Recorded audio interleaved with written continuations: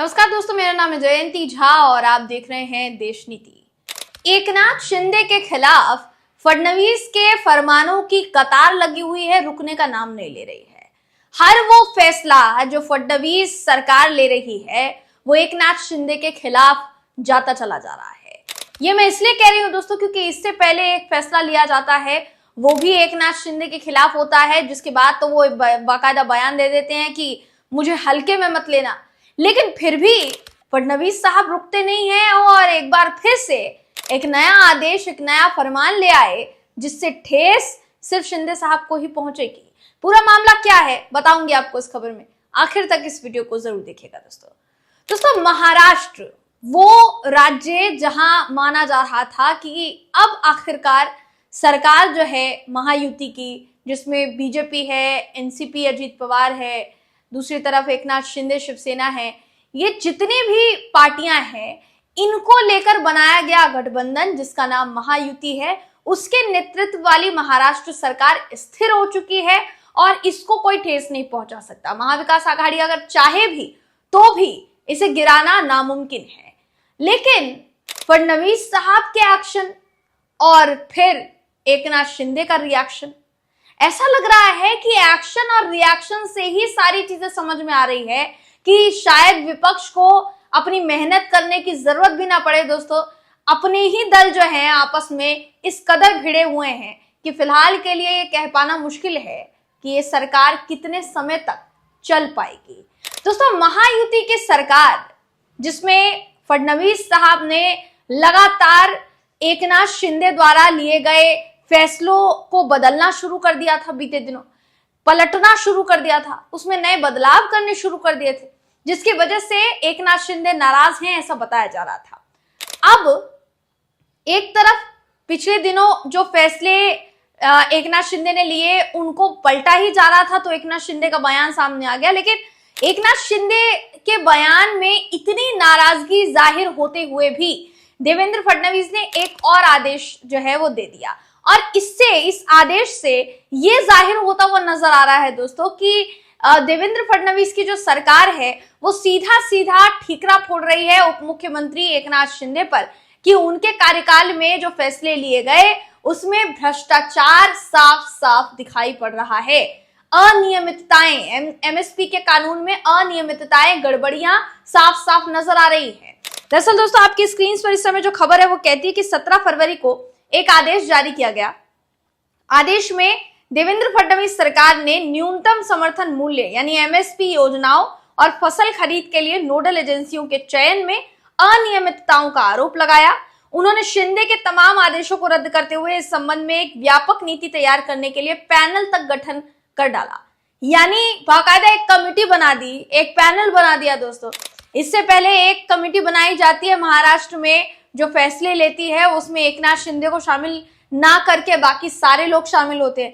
देवेंद्र फडणवीस भी शामिल होते हैं और अजीत पवार को भी शामिल किया जाता है, सिवाय एकनाथ शिंदे के। एकनाथ शिंदे को शामिल नहीं किया जाता है। अब एक पैनल का गठन कर दिया गया है एकनाथ शिंदे के ही द्वारा लिए गए फैसले के खिलाफ। ये चौंकाने वाला विषय है दोस्तों।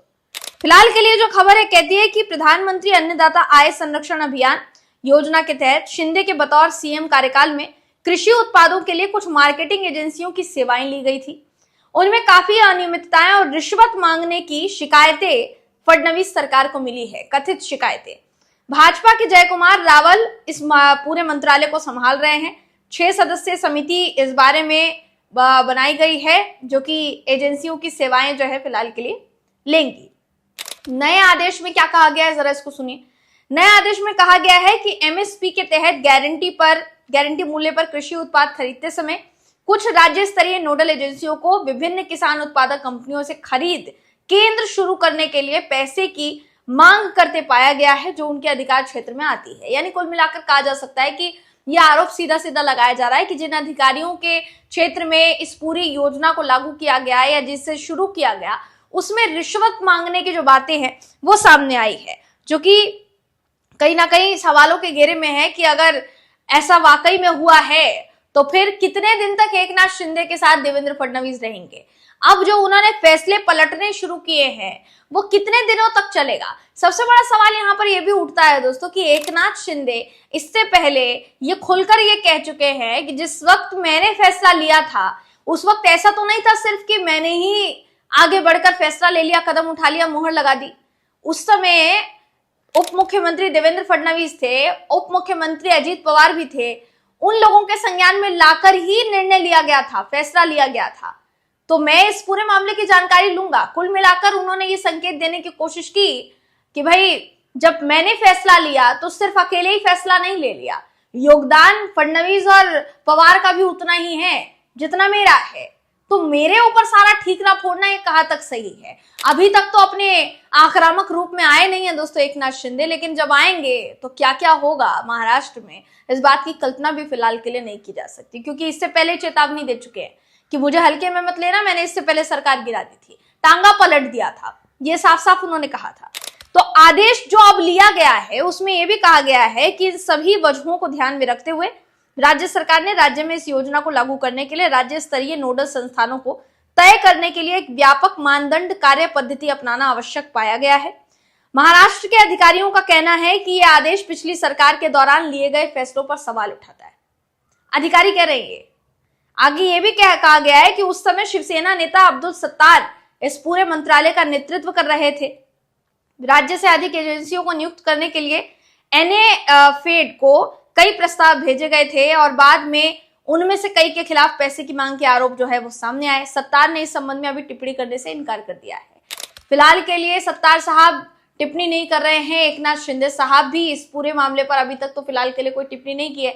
इससे पहले जो फैसला आया था उस पर जो उन्होंने बयान दिया था उसके बाद ये अंदाजा लगाया जा रहा है कि ये जो इतना बड़ा फैसला फडणवीस सरकार की तरफ से लिया गया है, अगर इस पर एकनाथ शिंदे बोलेंगे तो इस बार कुछ वो बड़ा बोल सकते हैं दोस्तों, जैसे उन्होंने पिछली बार बोला कि टांगा पलट दिया।